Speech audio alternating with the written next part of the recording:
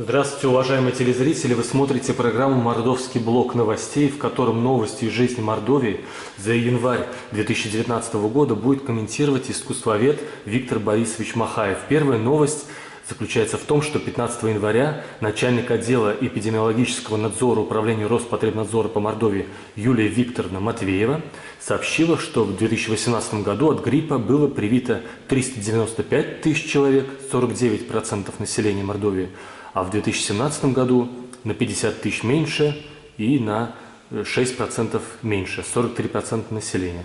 И она подчеркивает, что прослеживается прямая связь между количеством привитых и заболевших людей. Чем больше привитых, тем меньше заболевших. Виктор Борисович, согласны ли вы и как вы относитесь к иммунизации населения? Ну, я не медик, я не могу комментировать такие сведения.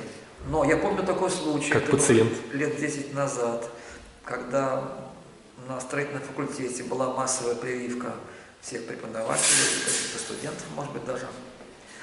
Вот. И тогда случился вот такой трагический случай. Один молодой преподаватель получил прививку, и он скончался на следующий день. Вот. И все были шокированы таким вот трагическим фактом и призадумались, всем ли можно принимать такие вот процедуры медицинские. Вот. И некоторые отказались от прививок, потому что на их глазах человек ушел из жизни. Вот. Поэтому тут надо как бы объяснять людям, в чем смысл этой прививки и кому эти прививки противопоказаны. Вот. И если люди согласятся с таким вот подходом, то можно прививаться. Если не согласятся, ну тут уж как получится, но это тоже такое неоднозначное дело. Вторая новость. Союз охраны птиц России уже с 1996 года выбирает наиболее нуждающуюся в международной охране птицу как символ природы России. И вот 4 января птицей года была названа обыкновенная горлица из отряда голубеобразных. Во второй половине 20 века насчитывалась ее популяция 2-3 миллиона пар, но вот за последние 2 десятилетия почти в 100 раз сократилась численность на территории России. Причины такие: традиционная охота, предпосевная обработка зерна ядохимикатами, воздействие засух на местах зимовки горлиц. И в Мордовии обыкновенная горлица единичными парами встречается в национальном парке Смольный, а уже последние 2 года в заповеднике Смедовичи не встречается. Кроме того, новость продолжается. 11 января на сайте заповедной Мордовии было сообщено, что сделанная в мордовском заповеднике фотография Божьей коровки будет скоро на обложке февральского номера малазийского научного журнала «Биодиверситас». В Мордовии 46 видов Божьей коровки. Кроме того, в прошлом году в Мордовии произошло 26 лесных пожаров. Что скажете, Виктор Борисович? Ну, на моих глазах за вот полвека жизни исчезло такое количество животных, которые раньше проживали в городской среде. И я помню 60-е годы очень хорошо, когда города были наполнены насекомыми, пернатыми, и они как бы кишели все. Божьи коровки, майские жуки, какие-то еще жуки летали постоянно. Вот птиц очень было много в городах, даже в больших городах было очень много птиц, певчих, разных вот птиц. И вот за 5 десятилетий все это количество сократилось страшно. Сейчас насекомых-то не встретишь. Ну, даже были такие зловредные насекомые, которых все не любили, такие зеленые мухи летали, потому что было много помоек, таких открытых, таких зловонных, вот, которые как бы досаждали всем своим видом и вонью страшной. И вот такие роились зеленые мухи большие, все, конечно, не любили, но тем не менее вот это было встроено в какую-то такую цепочку экологическую. Ими питались птицы, да? Ну да, их кушали птицы, птицы пели красивые песенки свои, люди слушали эти трели, и эта цепочка, как бы пищевая, завершалась вот таким искусством животных. И вот я сейчас смотрю, и зимой, и летом, и весной, и осенью на городских животных и почти никого не нахожу. Вот. Но говорят, какие-то вот паразиты активизировались, тараканы, крысы. Ну, честно говоря, не видел давно ни того, ни другого представителя. Вот. Но насекомых, таких вот с детства любимых, знакомых, становится все меньше и меньше, и, по-моему, совсем исчезнут. Вот. И в загородной местности. Вы знаете, в загородной местности, в сельской местности то же самое происходит. Потому что осушаются болота, может мелиорация идет такая какая-то грубая такая, когда все превращается в искусственную среду. Там исчезают насекомые, комары, мошки и прочие, которых кушают птицы. Значит, птицам уже есть нечего, они там не гнездятся, следовательно, их тоже нет. И вот прерывается вот эта вот зависимость одного вида от другого. И вот такие провалы в биологической, в экологической такой среде получается. Вот. Они, конечно, чреваты, эти провалы, эти пустоты, потому что вот так вот как бы целая среда опустошается. Ну, нам, конечно, не нравились в 60-е годы комары, вот, но комары это часть этой цепочки. А сейчас мы видим, что и птиц нету, и каких-то крупных животных нету. Потом растения становятся совершенно другие. Все примитивизируется. И в городе, и в загородной среде. Кстати, говорят, целая такая наука, которая изучает присутствие животных в городе, зависимость городской среды от животных, самых разных. Ну, допустим, вот громадная отрасль науки строительной занимается тем, как воздействуют как бы экскременты животных на строительные конструкции. Как защититься от птиц, архитектуре, какие приспособления есть. То есть это очень важный вопрос. Над этим вопросом думали из древности, и в настоящее время об этом думают. То есть вот это не такой простой, не бытовой вопрос, а даже научный вопрос. Надо над ним думать обязательно. Следующая новость описывает, как городская администрация под руководством Петра Николаевича Тултаева борется с негативными последствиями снега, льда и других признаков зимы. 5 января вот Петр Николаевич сообщил статистику, что в городе работает 156 единиц техники. Снег отвозят на полигон за спортивный комплекс «Мордовия». А по дорогам в некоторых местах расставили знаки, в котором по четным числам машин можно ставить только на четных, на одной стороне улицы, по нечетным на другой стороне улицы. Тоже 5 января МЧС отчиталась, сказала статистику, какая техника будет спасать горожан. 6 снегоходов, аэромобильная группировка 100 человек, пункты обогрева и питания разные. Также мониторит сеть интернет, Яндекс.Пробки сервис, определили возможные места посадки вертолетов для спасения водителей. Факты пошли.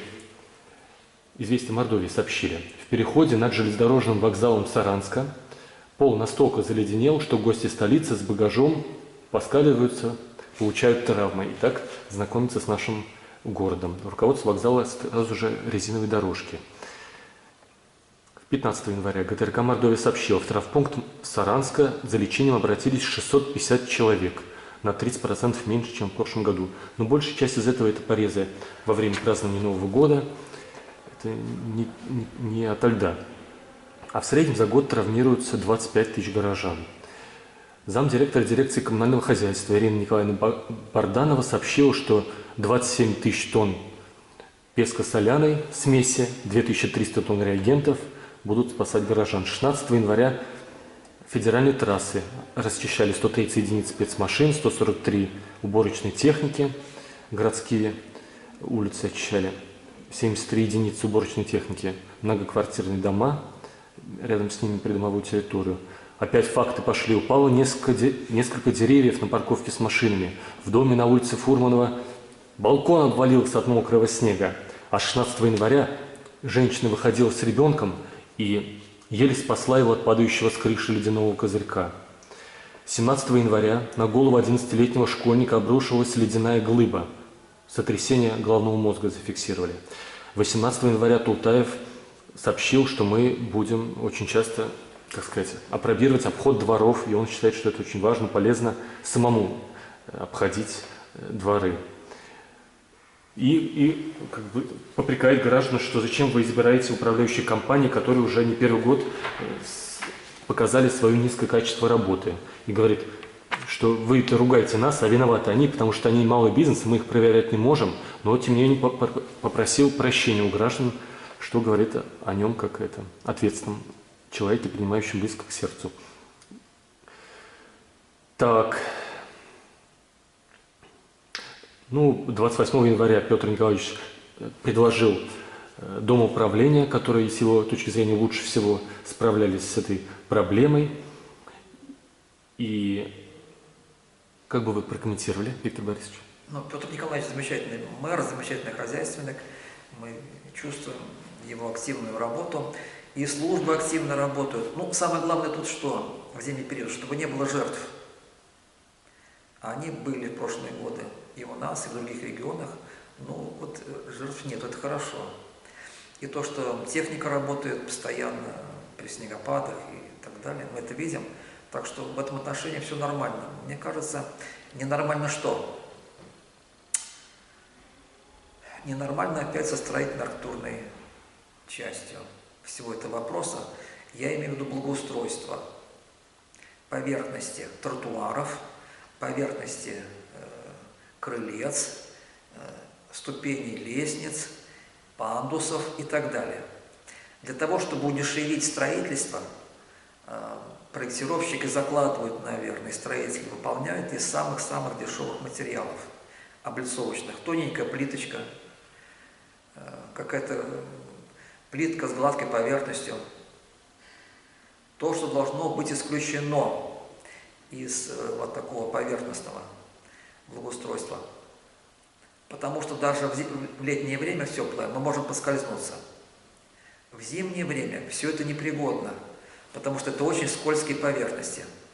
Чуть-чуть намокло, подмерзло и все. Это зеркало очень гладкое, по которому люди как на коньках катаются. Значит, вот такие вот поверхности, такие материалы должны быть исключены. Они дешевые, они недолговечны, они ломаются. И самое главное, что они вот такие травматические. Много травм получается на них. Значит, должны быть шершавые поверхности. Должны быть такие толстые какие-то плиты материала, толстые, чтобы они были долговечными. Чтобы они исключали травматизм населения. Как вот это вот сделать, это более сложный вопрос. Потому что заставить каким-то образом строителей перейти на более дорогие материалы, на более дорогие какие-то изделия очень трудно, почти невозможно. Потому что они хотят удешевить производство работ как можно больше. В этом же заинтересованы заказчики, то есть хозяева кафе, каких-то магазинчиков, других предприятий, которые обустраивают свое крыльцо, свой фасад, пространство перед магазином. Вот, если этот магазин будет на этой территории год-два, а потом он переезжает на другое место, конечно, они не заинтересованы в том, чтобы благоустройство было качественное, чтобы не было травматизма. А они заинтересованы только в одном, чтобы было как можно дешевле. Это порочная практика. Вот. А потом городские службы скалывают лед с этих поверхностей. А сколов лед, все равно человек поскользнется. Вот это вот очень трудный вопрос, который надо решать. А по поводу того, что мэр сам ходит по дворам, то есть он в это время мог бы заниматься стратегическими вопросами, то есть он рабочее время тратит на благотворительность, занимаясь сам как вот бригадир, контролирующий. Вот в Петербурге тоже губернатора за это критикуют. Нет, это не благотворительность. Человек хочет своими глазами видеть, как в реальности все происходит, как это выглядит, как функционирует. Это правильно. Не по передаче Иисуса служивцев, а он сам хочет это все увидеть. Это правильно. Так должно быть. Значит, он подобрал таких сослуживцев, которые ему сообщают неточные сведения? Начинал подбирать таких замов, которым можно доверять, не выходя из кабинета? Нет, все возможно. Но мы же знаем, что исполнители зачастую у нас бывают не очень исполнительными товарищами, не очень ответственными работниками. И, к сожалению, начальнику приходится очень часто проверять, как они работают. К сожалению, это так. Очень много зависит от начальника, от лидера, от личности. Петр Николаевич, конечно, справляется на 100% со своей должностью мэра. И следующая новость заключается в том, что он решил поддержать интересную инициативу. 24 января в Саранске открылись всероссийские соревнования по экстремальному велоспорту BMX. 29 января глава города поручил дирекции коммунального хозяйства и благоустройства изучить проект велодорожек, разработанный ученицей 7 класса школы 39 Саранской Варварой Бурлаковой. Она, кроме того, волонтер детской организации «Экологический зеленый мир». И она вот в своем интервью рассказала, эта школьница, что значит, у нас велодорожки есть в парке Ленинского района, во дворах, в Пролетарском парке, в экопарке на Маховой.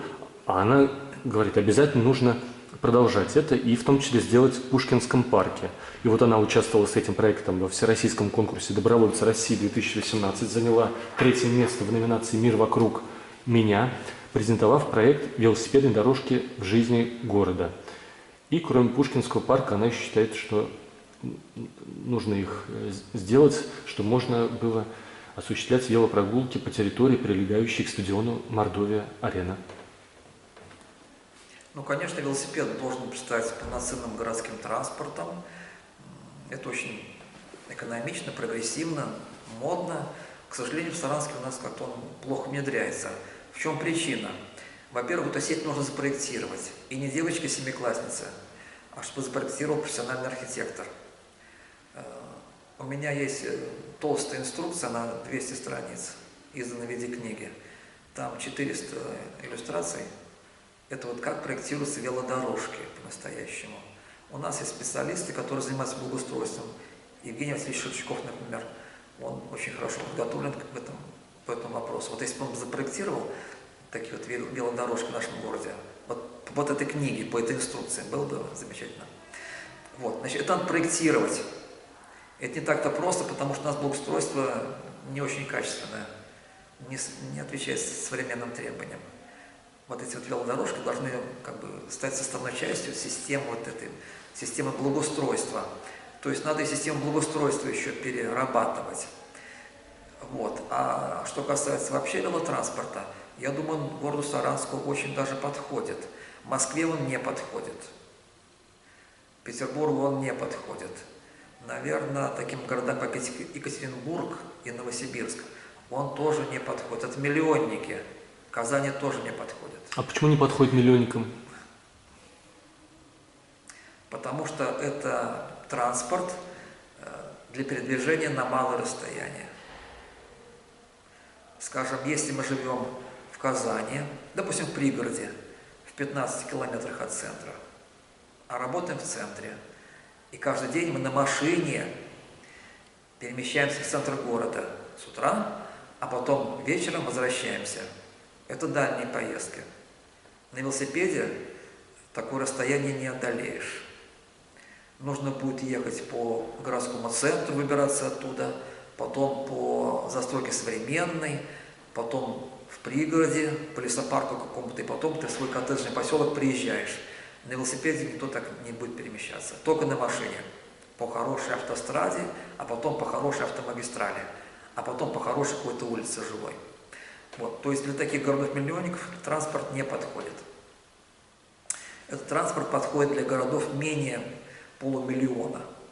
Вот у нас вот 325 тысяч с пригорода, да? У нас очень такой хороший, компактный центр города, где такая сеть могла бы возникнуть. Вот. Ну, по городскому центру, конечно, на велосипеде надо передвигаться. Если мы живем в центре, работаем в центре, и плюс велосипед, если будет, конечно, прекрасно. Скажем, если мы живем на юго-западе, работаем в центре, можно ли воспользоваться велосипедом? Да, наверное, можно будет воспользоваться. Если мы живем на светотехнике, работаем в центре, можно воспользоваться велосипедом? Не знаю. Расстояние уже увеличивается. Если мы живем на Химмаше, работаем в центре, можно ли будет воспользоваться велосипедом? Не уверен. Но в принципе, да, в принципе. Но если мы живем на светотехнике и работаем там же, на велосипеде можно будет передвигаться, конечно же. Если мы живем на светотехнике, работаем в северной промзоне, да, на велосипеде можно будет передвигаться.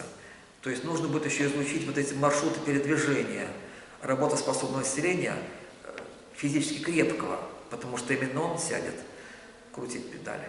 Так ведь? Вот. И после вот этого всего, после этого анализа, расчета и проекта, можно будет что-то предлагать. И тогда люди пересядут на велосипеды, потому что увидят, что это удобно, что это практично, что так быстрее, экономичнее, дешевле передвигаться по городу. Но только в этом случае. А вот так просто призывать, давайте пересядем на велосипеды, это так круто. Вот эти призывы ни к чему не приведут. Потом,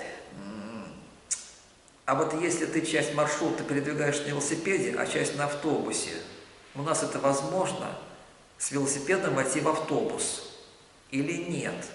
Вот скажем, в Голландии это запросто, в Берлине это запросто, а у нас? А в электричку мы можем вот с велосипедом войти? Тут, знаете, такие платформы есть низкие, и человек-то без велосипеда и без мешка за спиной с трудом поднимается на этой ступеньке вагона. Вот в чем дело. Значит, вот это нужно все продумать. Одни призывы будут не нужны. Только продумать, сделать проект, и после этого все пойдет как по маслу. Следующая новость. 9 января председатель правительства Мордовии Владимир Федорович Сушков подписал приказ о присоединении поликлиники номер 15 к Республиканской клинической больнице номер 1.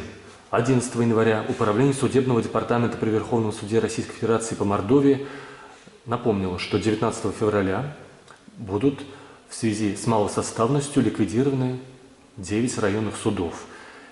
И вместо них будут постоянные судебные присутствия других районных судов, которым будут переданы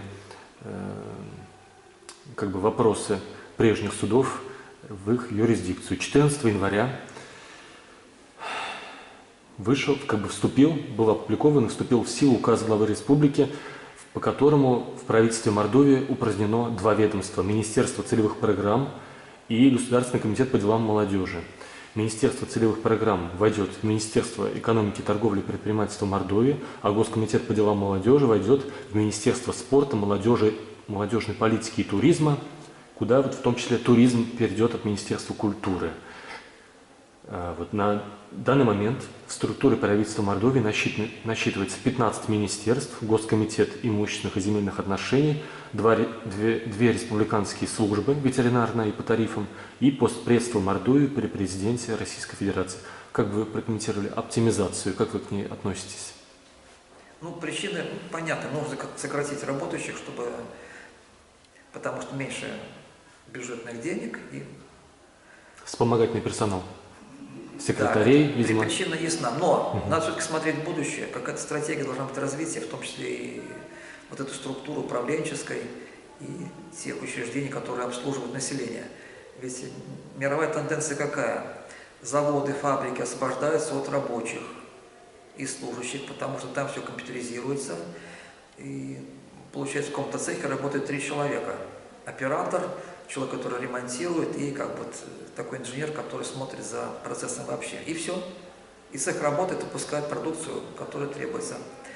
То есть когда там сокращается в связи с такой компьютеризацией и технизацией такой машинерии современной, это понятно, в этом логика развития производства, там все должно быть именно в таком направлении.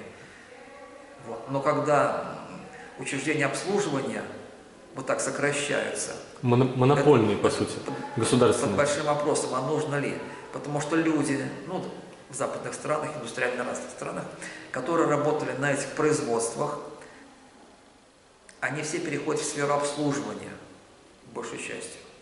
Потому что как рабочие они не нужны, но их знания, опыт и какие-то навыки, они могут пригодиться в этой сфере обслуживания. Причем желательно в какой-то нестандартной сфере обслуживания. Допустим, медицина – это сфера обслуживания, вообще-то говоря. Если подойти к этому вопросу с точки зрения бытовой, культуры, это сфера обслуживания. Больные люди обслуживаются в этих поликлиниках, клиниках, больницах. Мне кажется, что эта сфера должна быть расширена. Посмотрите, сколько много людей занято в торговле. Это торговое обслуживание, это частный бизнес. У нас на каждом шагу магазины, магазинчики, большие магазины, громадные магазины. Их количество не уменьшается. Почему? Есть запрос населения. Потому что должен иметь в 5 минутах ходьбы от своей квартиры, от своего дома учреждение, где можно все купить, по крайней мере, вот на неделю. Вот. И они есть, эти магазины. Вот. То же самое должно быть с медициной. То есть такой шаговой доступности должен быть фельдшер, врач какой-то, такой вот семейный, да, к которому можно в такую какую-то неприятную минуту обратиться и получить обслуживание. То есть вот таких вот пунктов обслуживания и людей должно быть больше, намного больше. То есть вот эта сфера должна расширяться. Насчет чиновников не знаю. Возможно, они работают с низкой производительностью труда. И нужно сократить треть, чтобы остальные оставшиеся люди работали более продуктивно, каждый на своем участке. Возможно, тут трудно сказать. Не знаю. Суды районные. Вот. Но есть сферы деятельности, которые должны как бы наращиваться. Вот судебная система.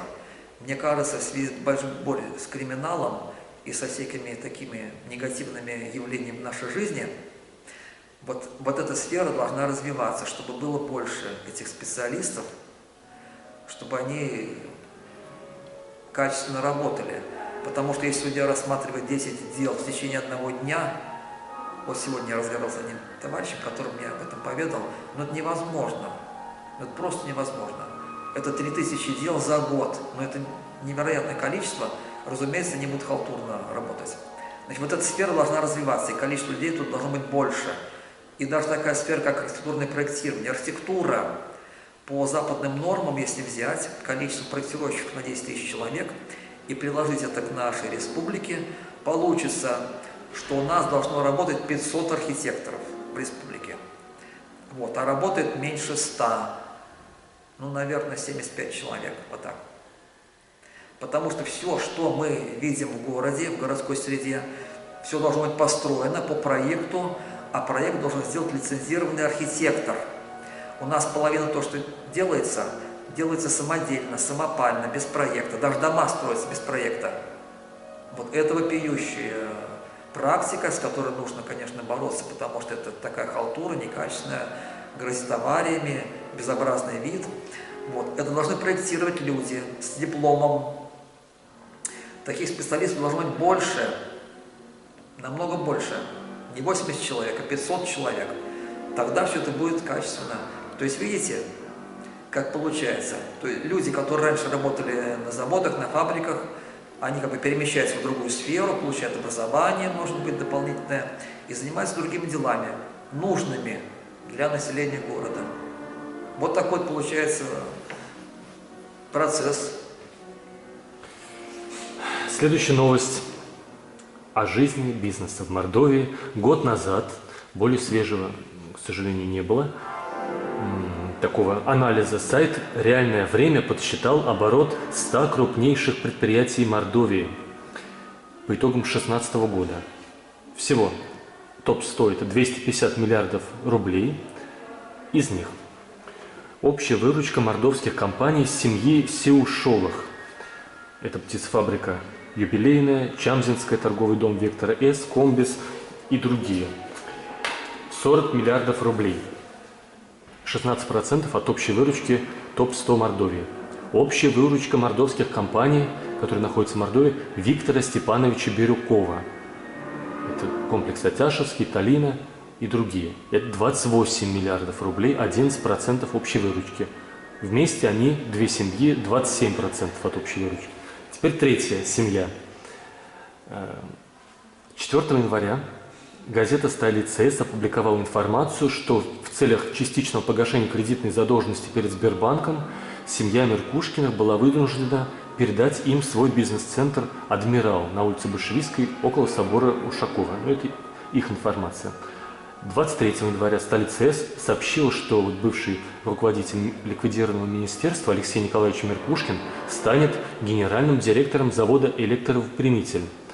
55% акций этого завода, по информации, по расчетам столицы С, находится под контролем семьи Меркушкиных. И другая часть из жизни Мордовии, новости. 23 января Фонд имущества Мордовии выставил на продажу пакеты акций двух компаний.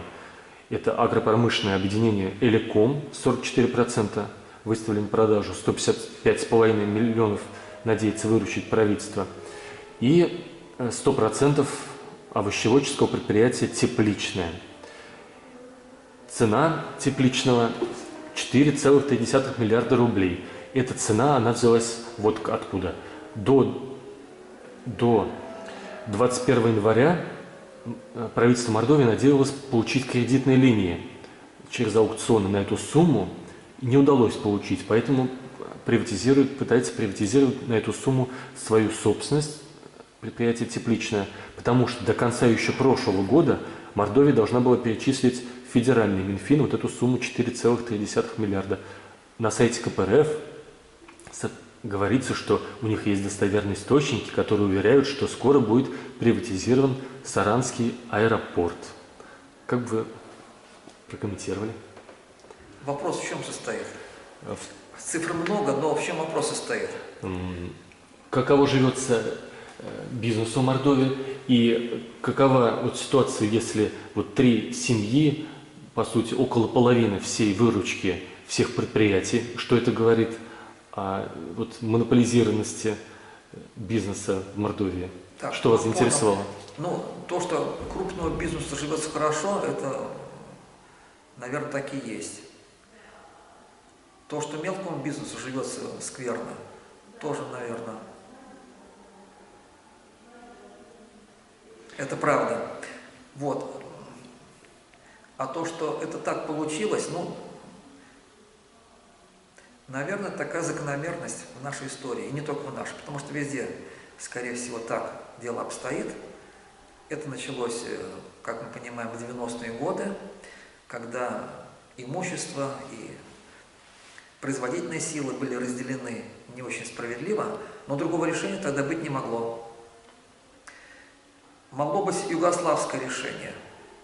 Югославское решение конца 70-х годов, когда каждое предприятие стало собственником своих производственных сил, своего имущества и фондов всех, и разделили поровну на каждого работника. Поэтому предприятия стали не развиваться, а проедать доходы. И в течение 5 лет все производство свернулось, никакого развития не было. Все работники съели то, что было, и остались на бабах. И вот так экономика Югославии, довольно приличная по нормам 70-х годов, вся она разрушилась. И начался страшный кризис. Именно потому, что поступили по справедливости. По-социалистически. По обывательским представлениям о справедливости, да? Разделить пополам и все съесть. Вот. Никакого развития не планировалось, не предполагалось, не закладывалось. Вот это был югославский вариант. У нас тоже был такой вариант в начале 90-х годов. Его никто не выбрал. Во-первых, потому что знали про югославский опыт. Во-вторых, общество было настолько слабое, что даже до югославского вот такого опыта оно не доросло. И все разделили между собой более активные люди. Такие, может быть, беспринципные, наглые. Ну, наверное, можно их обвинять. Вот. Что-то развалилось, что-то обанкротилось, вот, что-то стало развиваться, более-менее каким-то образом осталось на плаву. Но сейчас вот мы имеем крупный бизнес, который живет неплохо, и мелкий бизнес, который живет очень плохо. И едва концы сходят с концами. А как вы относитесь к тому, чтобы для уменьшения задолженности региона через приватизацию решать этот вопрос? Самое главное, чтобы крупный бизнес работал чисто. Ну, не будем сейчас ворошить прошлое, вспоминать, каким образом достались ему вот эти производственные мощности, и каким образом они вытеснили конкурентов, политически, там, экономически или еще каким-то образом, может быть, криминальным, не знаю, пусть занимается прокуратура этим. Вот, но все это ушло в историю все-таки. И мы имеем уже настоящую такую экономику сегодняшнего дня. Надо заставить крупный бизнес работать чисто. Вот если мы добьемся этого, то уже будет хорошо. Все остальное, наверное, просто нереально. Ну и, конечно, нужно среднему и мелкому бизнесу дать какие-то приоритеты, чтобы они не задыхались, потому что им живется очень плохо, действительно. Они работают без прибыли, и неизвестно вообще, зачем они взялись за это дело. Вот я бы так ответил на этот вопрос. А вот эта проблема, когда мы за счет государственных средств создаем рабочие места, вкладываем туда деньги, а потом продаем подешевле. Вот сам этот принцип. Зачем тратить деньги на то, что мне кажется, это неправильно. Создавать рабочие места, а потом продавать подешевле. Это убыток идет. Я не знаю насчет этого случая, но, возможно, это просто нечестная игра, такая нечистая. Когда за счет государства мы что-то готовим, потом мы просто это выкупаем. Инвестируем, да, а потом до окупаемости... Да, скорее всего, это такая схема, когда крупному бизнесу можно за счет государства как-то обогатиться или кусок урвать. Это, конечно, нечестная игра, прямо скажем. Но как вот вывести на чистую воду все это и проконтролировать, и чтобы не было таких вот нехороших фактов, пока не знаю. Конец первой части.